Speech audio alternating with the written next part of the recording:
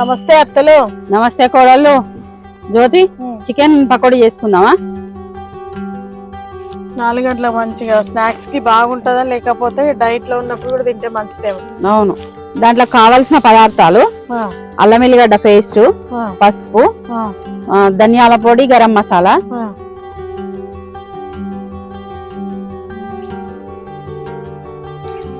అల్లం ఎల్లిగడ్డ paste spoon ఉన్నారా, హాఫ్ కేజీ చికెన్ కి. అత్తలు చేసి పెడితే కోడలు తినే కాలం ఇది. తింటాను అయితే, చేస్తలేవు. నిజం ఒప్పుకున్నా కూడా గిట్ట మాట్లాడతారు, ఏమనాలి మిమ్మల్ని? 1 గంట ముందు మ్యారినేట్ చేసుకుంటే సరిపోతుంది. కాకపోతే మనం మధ్యాహ్నం చేసుకున్నాం కదా, దాన్ని ఇప్పుడు చికెన్ పకోడీ చేసుకుందాం.